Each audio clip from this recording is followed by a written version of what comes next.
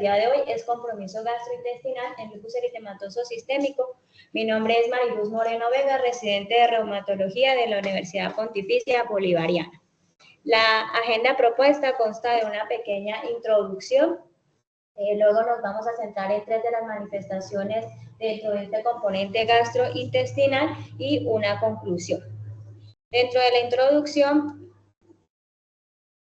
parto de la idea que todos concordamos que el lupus eritematoso es una enfermedad autoinmune con un componente inflamatorio multisistémico, en donde el reconocimiento pues, se centra principalmente en aquellas manifestaciones más frecuentes observadas, como son desde el dominio de la piel, el dominio renal y el hematológico. Sin embargo, el tracto gastrointestinal se ve afectado hasta en un 40-60% de los pacientes, siendo clínicamente reconocidas las manifestaciones solo en un 8-10%, en tanto que la necropsia nos da cuenta de un compromiso hasta el 60-70%, lo que señala que ese compromiso subclínico poco reconocido de las manifestaciones gastrointestinales es muy común.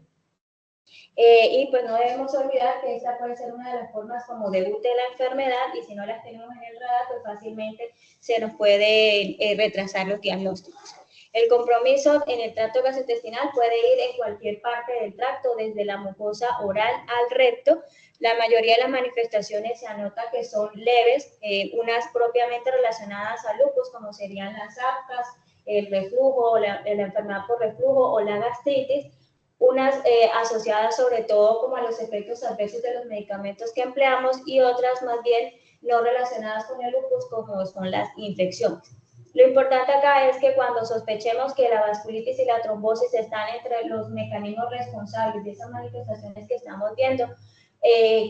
asumir que estamos ante manifestaciones potencialmente mortales que si no son diagnosticadas de forma temprana o tratadas de forma apropiada. No hay unos anticuerpos específicos asociados a esta gastroenteropatía relacionada al lupus, pero algunos autores como mencionan algunos factores de riesgo, como la presencia del fenómeno de Raynaud, la hipocomplementemia y los ALPA positivos, como un mayor riesgo para desarrollar complicaciones gastrointestinales. Dentro de estas manifestaciones graves del dominio gastrointestinal tenemos la vasculitis mesentérica, seguida de la enteropatía perdedora de proteínas, la pseudoobstrucción intestinal, la pancreatitis aguda y otras más raras, como la enfermedad celíaca, las enfermedades inflamatorias intestinales, la colecistitis acalculosa y la ascitis. Como les estaba mencionando, la mayoría de los síntomas son inespecíficos, del tipo de náuseas, emesis, la anorexia y el dolor abdominal, que en un paciente que por lo general está con un corticoide o con un manejo inmunosupresor, pues eso va a dar paso al enmascaramiento de algunos datos de isquemia, o sea que apunten más hacia la isquemia y la perforación. Entonces nuevamente toca una alta sospecha para evitar los retrasos en el diagnóstico. De hecho, algunos autores como Sisik mencionan que hasta 2/3 de los pacientes con lupus experimentan dolor abdominal en promedio 34 días antes de consultar con la crisis abdominal como tal, y eso pues asocia a una alta tasa de mortalidad del 9 al 11%. También es importante acá resaltar que las manifestaciones gastrointestinales no pesan dentro de los scores que tenemos para evaluar la actividad del lupus, y eso puede hacer que se subestimen estos síntomas. Encontré, por ejemplo, esta revisión, una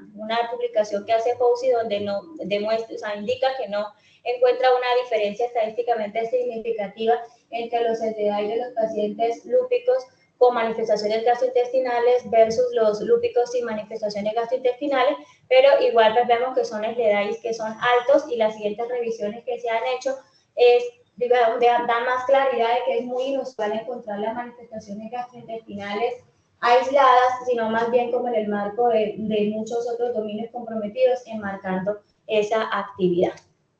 Entonces, ya entrando en la vasculitis mesentérica, en la literatura se le reconoce con otros nombres, como la arteritis mesentérica, la arteritis lúpica, la enteritis lúpica, la vasculitis lúpica, la vasculitis gastrointestinal intraabdominal y el síndrome gastrointestinal agudo. La connotación que hacen, digamos que eso pudiera favorecer que haya como confusión, dado que se trata pues de la misma entidad. La connotación estaría en la definición de la enteritis lúpica como tal, según la definición del VILAC, que correspondería a los cuadros de dolor abdominal con unos hallazgos en imagen y en la patología que sustenta en el diagnóstico, mientras que se preferiría ese término de vasculitis mesentérica una vez se ha documentado la que es isquemia, la necrosis y la perforación ya de la pared. La prevalencia está alrededor de 0.2-9.7%, pero puede ascender hasta un 29-65% en esos pacientes lúpicos con dolor abdominal agudo. El 48% de los casos puede ser la forma de debut de la enfermedad y por lo general ocurre en los primeros años de la enfermedad, donde se ha determinado una media de hasta 4.8 años. Como les comentaba, en el marco de una enfermedad activa, no hay unos factores predisponentes como tal. Dentro de los detonantes sí se han identificado infecciones, ya sean bacterianas, por citomegalovirus o por helmintos, el uso de los AINES y algunos químicos y herbales metálicos. Herbales y metálicos. A grosso modo, pues la clasifican en una forma de enteritis isquémica aguda, que está sobre todo, es más como hacia el intestino delgado, lo que es yeyuno e ilion, y unas úlceras múltiples crónicas que está más hacia con el compromiso en colon. La lesión subyacente corresponde a una arteritis de pequeño vaso o venulitis, en donde tenemos que la sensibilidad a la isquemia va a variar dependiendo de la capa que se está viendo afectada de la pared intestinal, siendo los vasos más sensibles los de la mucosa, seguidos de la muscular, luego la submucosa y los de la serosa. Entonces, digamos, se ha visto que hay correlaciones entre las características clínicas y la afectación de la capa que se está viendo comprometida. Y, por ejemplo, tenemos entonces que los pacientes con vasculitis del compromiso de la mucosa pues son los que van a exhibir sobre todo la ulceración y los sangrados. Mientras que en el compromiso en la serosa puede ser más como la serositis y ascitis. Digamos, macroscópicamente, la vasculitis se va a apreciar como un edema segmentario o hiperémico, y esto ya cuando establecida la isquemia, pues la ulceración, la gangrena y la perforación. Microscópicamente, los hallazgos corresponden a una necrosis fibrinoide de los vasos ulcerosos, leucocitoclasis de la pared vascular, de la submucosa edematosa con un infiltrado de monocitos y en la capa muscular con trombos de fibrina intravascular. Dentro de los mecanismos patológicos, digamos, no se han dilucidado por completo, pero lo que se entiende es que hay una interacción entre una respuesta inflamatoria vascular y una respuesta trombótica. La trombótica asociada a los anticuerpos antifosfolípidos circulantes, que serán los responsables pues, de la trombosis vascular, y la respuesta inflamatoria vascular con una vasculitis que sería mediada por inmunocomplejos, en donde tenemos que habría la activación del complemento con la consecuente activación también del endotelio. Ahí se daría lugar a la liberación de unas quimoquinas que facilitarían el reclutamiento de las células inflamatorias como los monocitos y los polimorfonucleares, con la después pues estos que se degranulen y digamos, las especies reactivas de oxígeno, y hay liberación de otras citoquinas inflamatorias como el factor de necrosis tumoral, la interleuquina 6 o el factor activador de plaquetas, que son los que finalmente mediarían esa inflamación y ese daño tisular. En cuanto a las manifestaciones clínicas, el síntoma predominante es el dolor abdominal, que se encuentra hasta el 90% de los pacientes, acompañado de otros como las náuseas, la emesis, la disfagia, la hematemesis. Ya podemos encontrar en algunos pacientes datos de obstrucción intestinal con la plenitud postprandial, la distensión abdominal. Otros ya que nos hablen de irritación peritoneal, como sería pues el Blomberg o el abdomen en tabla. En los paraclínicos, frecuentemente pues, vamos a encontrar asociados los anticuerpos antinucleares, los anti-DNA, los anti-Smith y los anti-RNP, y las citopenias y la proteinuria, pues más en ese marco de los otros dominios que están marcando actividad. Entonces, si vemos de cara al paciente, tenemos una clínica que es inespecífica, con unos paraclínicos que tampoco son muy específicos. Entonces, más nos apoyamos en las imágenes Entonces la tomografía pues de abdomen tiene una tiene una buena utilidad porque nos habla no solamente de la pared, sino también de la vasculatura. Y ahí nos describen algunos signos, como los que les presento, que tendríamos las dilataciones de las asas. Aquí vemos el engrosamiento de la pared a nivel del intestino, y acá a nivel, esto es a nivel del intestino delgado, y esta que estamos viendo acá a nivel del duodeno. Aquí en esta imagen también podemos apreciar que hay dilatación de los ureteres, esto en el marco de una hidroureteronefrosis, que son condiciones que están bastante, digamos que nada raro que estén asociadas a la vasculitis mesentérica y a la pseudoobstrucción intestinal, como veremos más adelante. Tenemos el signo de la diana, que esta se corresponde con esa impresión de realce o de doble halo, como lo vemos acá en la imagen. Y el otro que tenemos es el signo del peine, que aquí también lo podemos apreciar en la imagen, que nos habla eso básicamente de la congestión o ingurgitación de los vasos mesentéricos. Aquí tenemos en esta imagen coronal otro corte del signo del peine que se ve más claro, y aquí más claro podemos ver el doble halo para el signo de la diana. En esta imagen acá lo que les quería hacer como un paralelo, estas son las manifestaciones que acabamos de ver, y aquí en esta imagen de la izquierda vamos viendo cómo se va resolviendo ese engrosamiento de la pared y cómo ya no se ven tan dilatadas las asas una vez se ha instaurado el tratamiento. Estos son casos de aquí del hospital, donde podemos encontrar que en los que se ha hecho el diagnóstico de la enteritis lúpica, que vemos acá el engrosamiento de la pared intestinal. Acá en este caso vemos algo de lo que correspondería al aumento en la atenuación de la grasa mesentérica, y aquí nuevamente distensión de las asas y el engrosamiento de la pared del intestino. En esta otra imagen podemos apreciar todavía mejor el signo del halo, y aquí la ascitis, que también está dentro de otro de los signos que son frecuentes en enteritis lúpica. La ecografía abdominal nos puede ayudar sobre todo para el seguimiento de ese edema y de ese engrosamiento de la pared abdominal, mientras que la endoscopia y la colonoscopia pues nos pueden dar luz del edema de la mucosa, la congestión, las úlceras y los sangrados. La laparoscopia pues estaría para aquellos pacientes de los que estemos, digamos, de los que sea posible que haya la perforación. Respecto al tratamiento, pues hay unas medidas de soporte que incluyen la administración de los líquidos, el reposo intestinal, el soporte nutricional, el control del dolor, y ya respecto a los corticoides, las dosis propuestas, o sea, la dosis y la administración de los corticoides, pues anotan que va a depender de la gravedad de los síntomas y de la tolerancia de la vía oral. Entonces, las dosis que proponen son de 0.5. Pues toda esta información básicamente es como de series de casos y de reportes de casos y de estudios de casos y controles, porque no hay ensayos como tal para manifestaciones gastrointestinales.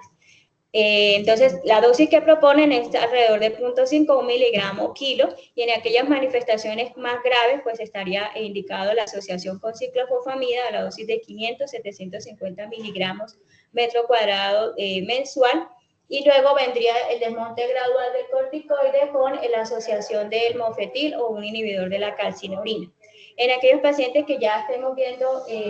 datos más como para la perforación intestinal, pues idealmente deben ser llevados a la laparotomía en las primeras 24-48 horas, que son de las recomendaciones que se ha visto que impactan en la mortalidad, que esta puede ser hasta el 50% si no hay premisa con el tratamiento. Lo mismo el uso de la tomografía abdominal y el inicio del inmunosupresor inmediato, pues se ha visto que también impacta en la mortalidad. Dentro de estos factores asociados a las recaídas y a la mortalidad, pues se han descrito la afectación concomitante de la mucosa colónica con el tracto urinario, y así como el grosor de la pared intestinal más de 8 milímetros.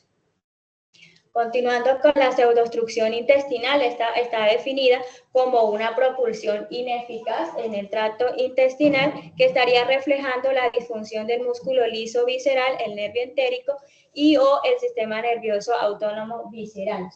Son síndromes clínicos que son raros, pero están bien definidos, con una prevalencia estimada cerca del 0.8% y hasta en un 53% puede ser la forma de presentación inicial en el lupus, nuevamente en el marco de enfermedad activa. La patogenia no se ha dilucidado tampoco por completo, pero hay evidencia histológica que hay un daño en los leiomiocitos intestinales, lo que sugiere que pues sí hay un proceso inmune dirigido contra las células en las células del músculo liso. Los hallazgos anotan, por ejemplo, hay procesos fibróticos o atrofia de la capa muscular, donde se ve que hay disminución de las células musculares lisas, infiltrado de células inflamatorias y se aprecia depósitos fibrinoides, lo que apunta nuevamente a la vasculitis como el mecanismo subyacente, que estaría mediada también por inmunocomplejos, como la responsable de esa isquemia crónica del músculo liso intestinal y el daño muscular y la hipomotilidad que se observa. Otro mecanismo que han postulado es la dismotilidad intrínseca en la muscular propia.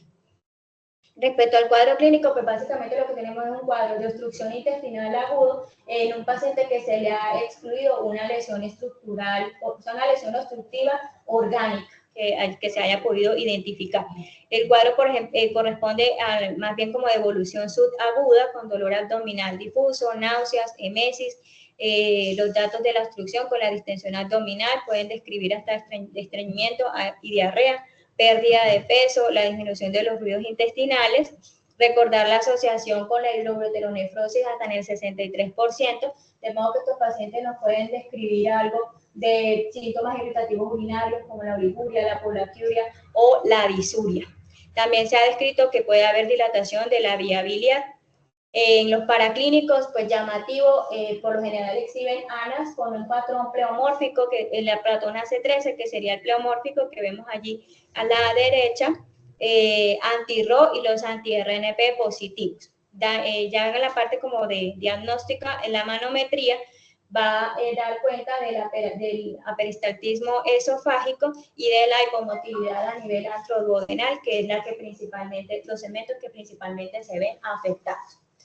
Entonces tenemos un cuadro clínico, en el diagnóstico tenemos un cuadro clínico que es más diciente que lo de la vasculitis mesentérica, y unos hallazgos, los de los paraclínicos si no son muy llamativos, pero en imágenes pues nuevamente nos podemos apoyar desde la radiografía convencional y ya en la tomografía, que va a dar cuenta de esas asas intestinales dilatadas y de los niveles hidroaéreos y el engrosamiento de las paredes. Esa es la mención de la descripción anatomopatológica que les comentaba ahorita, donde lo importante sería esa necrosis, o sea, la lesión predominante es esa necrosis miocitaria generalizada en la muscular propia, con la infiltración de los polimorfos nucleares y la atrofia severa de la capa muscular, la serositis activa, el engrosamiento de la serosa y la fibrosis. Recordar que es un diagnóstico de exclusión y pues no se recomienda el uso de métodos invasivos. Estos son pacientes también del profe acá en el hospital. Acá vemos unos niveles hidroaéreos. Y en esta otra imagen podemos apreciar la dilatación de las asas y aquí algo y el engrosamiento de la pared sin el signo del halo como tal. Y aquí vemos insinuación ahí de la hidronefrosis en el marco de esa hidroureteronefrosis que está asociada a la entidad. En cuanto al tratamiento y al pronóstico, pues es el diagnóstico oportuno y la intervención temprana son fundamentales para que se pueda hacer, digamos, algo de rehabilitación de la peristalsis, no solo del tracto gastrointestinal, sino de las vísceras urinarias, de modo que intervenciones tardías, pues lo que va a conducir es una progresión histopatológica a fibrosis, a la atrofia y a ese deterioro del plexo mientérico. Dentro de las medidas, pues están unas de soporte que corresponderían al reposo intestinal, al soporte nutricional, el manejo antimicrobiano, donde se prefiere la eritromicina dentro de los macrólidos, no solo por su efecto para que no haya sobrecrecimiento bacteriano, sino también por su efecto prokinético. Otros estimuladores de la motilidad intestinal, como la cisaprida o el elotrópide, que este último menciona que puede tener algo de respuesta a nivel de los hallazgos que vimos en la manometría.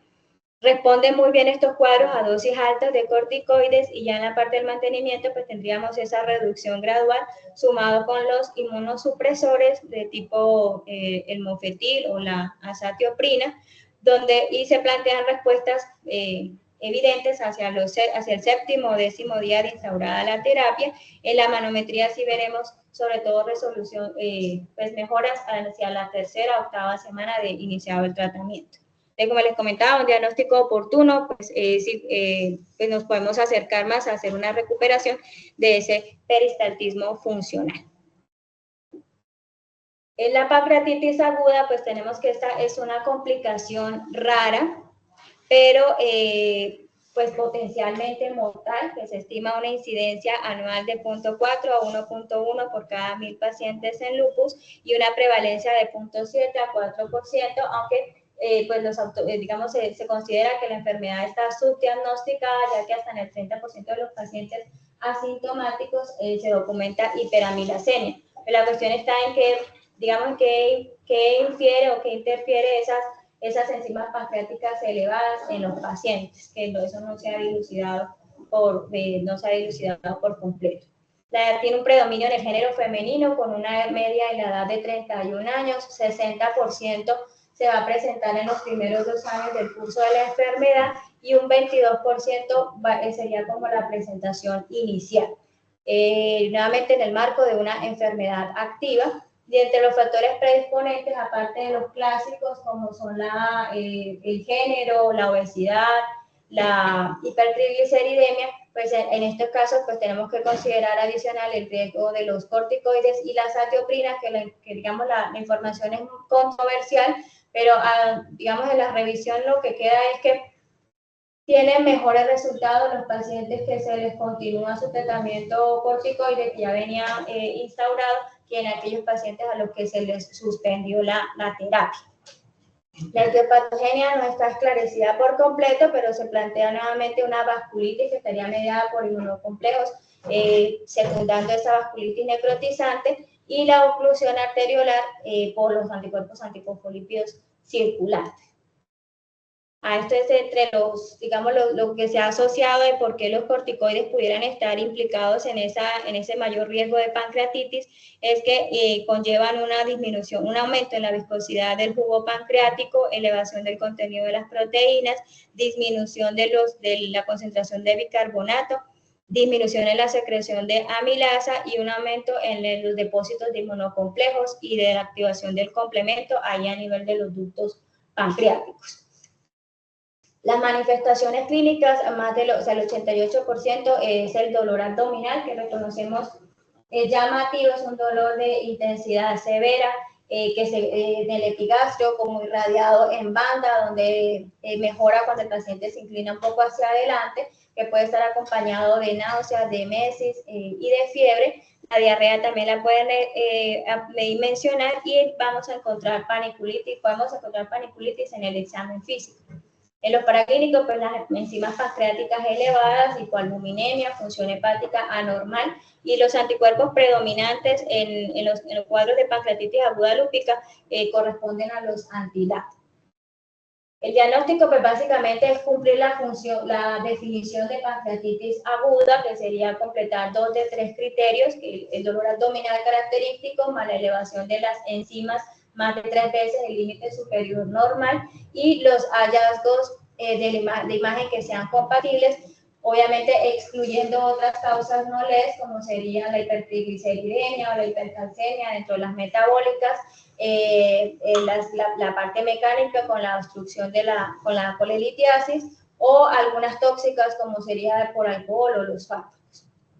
La ecografía, pues sabemos que es una de las que tiene más rendimiento para el diagnóstico de pancreatitis aguda. Sin embargo, pues este rendimiento se puede ver disminuido en esos casos donde hay como mayor distensión abdominal o de pronto el panículo adiposo,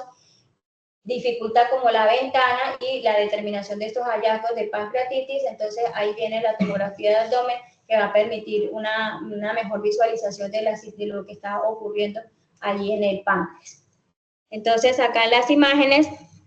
tomográficas podemos apreciar en esta ese aumento de la porción cefálica del páncreas con la parte corporocaudal. También alcanzamos a apreciar que se ve más edematosa y está este edema aquí en la región peripancreática, marcando pues el compromiso del páncreas. En esta otra imagen podemos apreciar aquí también un aumento difuso a nivel de la cabeza del páncreas, y aquí ya inflamación difusa y una inflamación peripancreática. En cuanto al tratamiento, pues está el soporte con los líquidos, la analgesia, el soporte nutricional. Los corticoides, pues en algunas series hablan, es como si vamos a estar tranquilos de que no es una causa como tal del desarrollo de la pancreatitis, y lo que les comentaba ahorita, que las series al final lo que concluyen es que les tiene mejores resultados sostenerlos. En algunas otras series de casos hablan, solo en casos y controles donde encontraban en las manifestaciones graves un beneficio del uso de la plasmaféresis y de la gamma-globulina intravenosa, pero en la revisión última que ya les voy a presentar no hay mucha evidencia de la utilización de eso. En el pronóstico tenemos que hasta el 57% de las pancreatitis pueden desarrollar complicaciones donde la mortalidad asciende hasta el 45% respecto a un 3% de aquellos pacientes que no hacen las complicaciones. Del tipo de pseudoquistes pancreáticos en el 12%, también puede haber cronificación hasta en el 5-14%. Finalizando, pues lo que traje aquí son unas revisiones sistemáticas que se han hecho del tema, donde esta que presenta Fritoli, que se hizo una revisión de la literatura desde enero del 2000 hasta diciembre del 2020. Esta apareció publicada en el Journal of Translational Autoimmunity en el 2021, donde se hizo la inclusión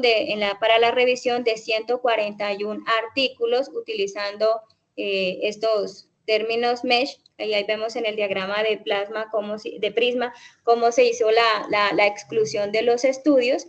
Y en pancreatitis aguda, ellos lo que mencionan, ingresaron 55 artículos para hacer la revisión sobre este tema. Resaltan entre los signos y síntomas, como les comentaba, el dolor abdominal junto con la náusea y el vómito como los síntomas principales. En los signos, la fiebre y la disminución de los ruidos intestinales. En cuanto al tiempo del diagnóstico de la aparición de la pancreatitis al diagnóstico de lupus, se encontraron que hasta en 24 de las 55 estudios revisados ocurría en el primer año de la enfermedad. La actividad concomitante, que era lo que le comentaba ahorita, que la evidencia es clara de que, sobre todo,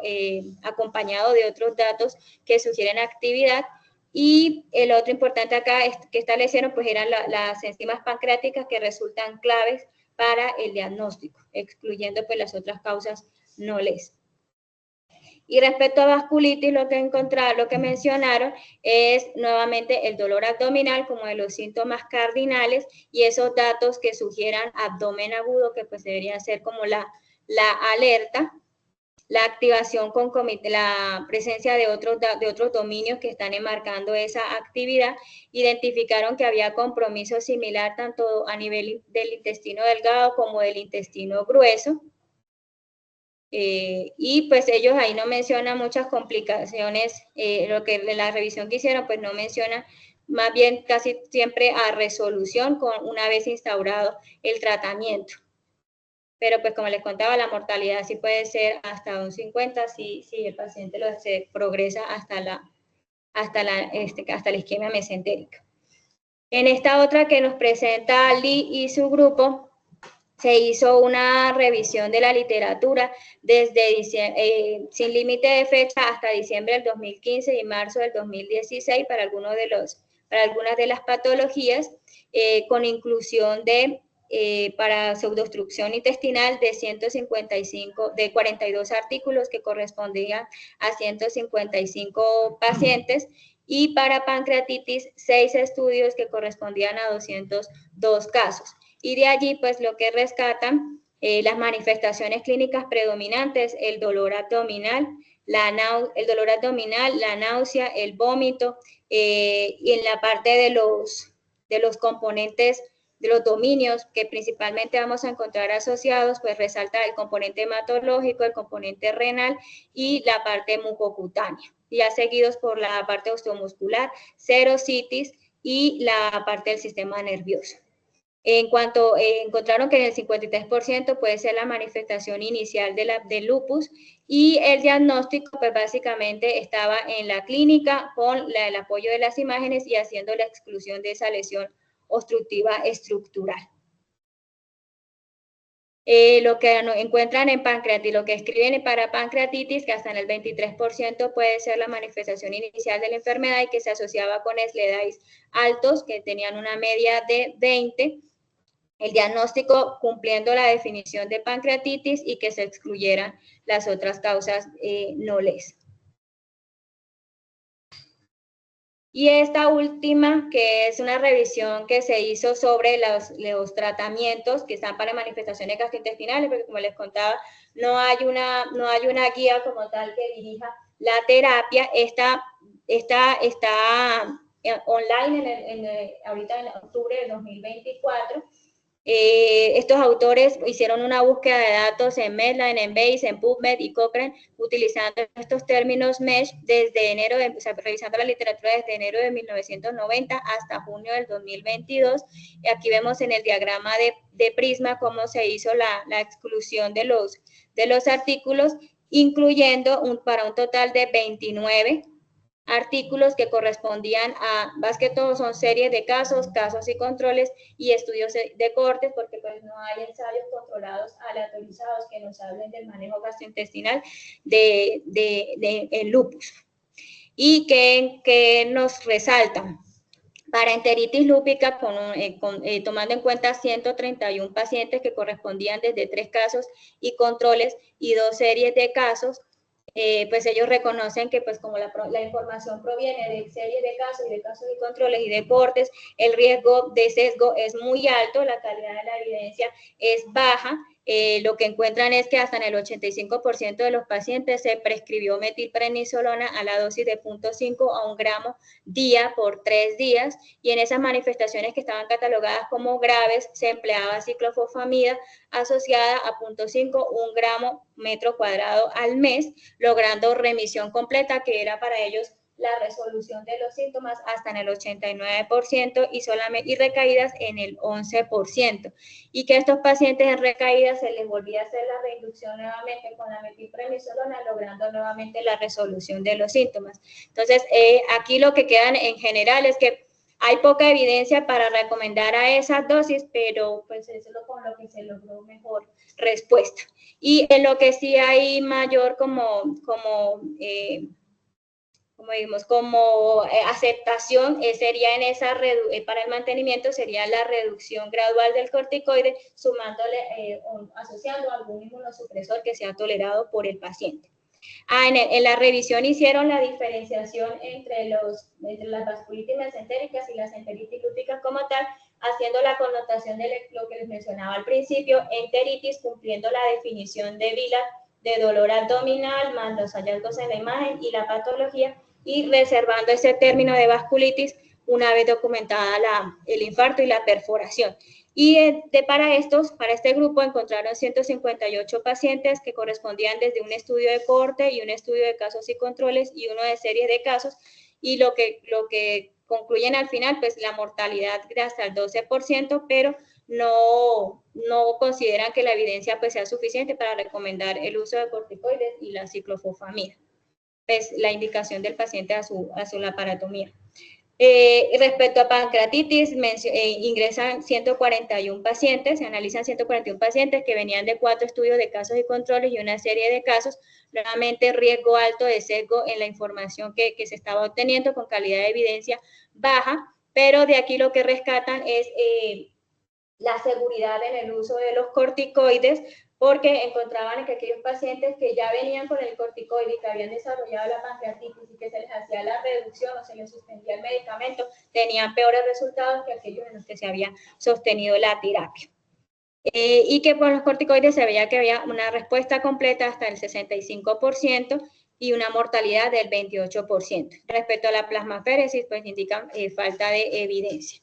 Y en pseudoobstrucción intestinal, pues la inclusión de 85 pacientes que venían de un estudio de casos y controles y un estudio de cohorte con calidad de la evidencia baja, pero con el uso de los corticoides a dosis de 1 gramo día por 3 días, se lograba la remisión completa hasta el 95%, con una tasa de recaídas de 9.4%,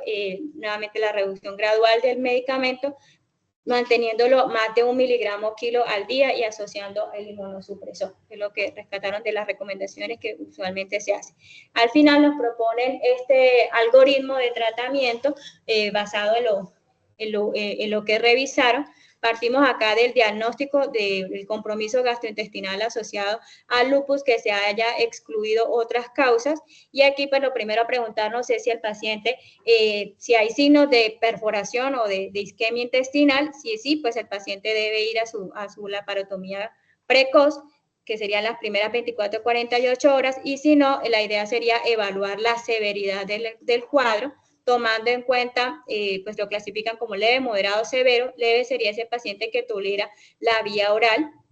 que no luce sistémicamente mal y que de pronto puede tolerar manejo ambulatorio. Moderado sería el incapaz de tolerar la vía oral y que requiera la admisión hospitalaria, y severo, una condición amenazante de la vida. Acá también sería importante establecer si el paciente tiene intolerancia de la vía oral o si un síndrome emético, pues poco probable. O sea, la idea sería utilizar los medicamentos, obviamente por vía intravenosa, el reposo intestinal y el soporte nutricional. Entonces, para esos cuadros que han clasificado como leves, recomiendan la dosis de corticoide oral a puntos, la dosis de corticoide ya sea oral o intravenoso, 0.5 a 1 miligramo kilo día, y asociado un inmunomodulador de tipo azatioprina, mofetil, el tacrolimus o la ciclosporina A. En los casos que estaban como moderados, sería la utilización de la metilprednisolona, dosis de 250 miligramos día por 3 días, con luego la reducción gradual a 0.5 a 1 miligramo kilo, y es asociado la ciclofosfamida, mofetil, la azatioprina, y aquí ya, o ciclosporina A, y aquí ya vemos que empiezan a incluir belimumab a la dosis de 10 miligramos kilo,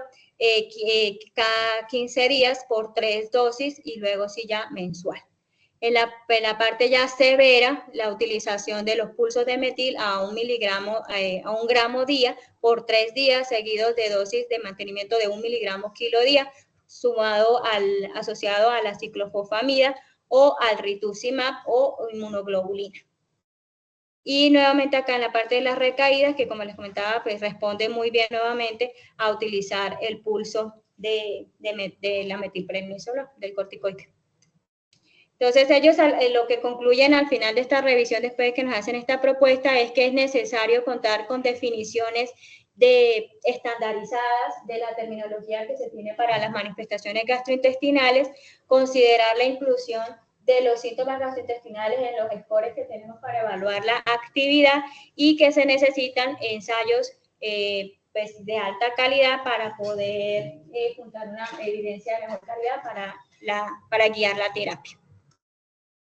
En mi conclusión, pues tenemos que la afectación gastrointestinal relacionada con el lupus es clínicamente importante porque la mayoría de los casos pueden ser potencialmente mortales si no se diagnostican y tratan con prontitud. Y no debemos olvidar que la mayoría de los pacientes están siendo tratados con corticoides o fármacos inmunosupresores que van a enmascarar los hallazgos típicos que apunten a la isquemia y la perforación, y que es necesario pues un alto índice de sospecha para diferenciar la actividad de la enfermedad de la infección u otras causas secundarias.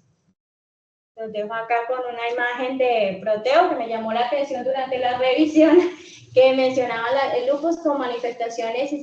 proteicas. Ese término me llamó la atención y hace alusión a Proteo, que es un dios de la mitología griega, que veía el futuro y que se lo mostraba a los seres humanos como varias, como sea, cambiante, muy cambiante, de muchas formas. Entonces por eso la alusión a proteico. Gracias.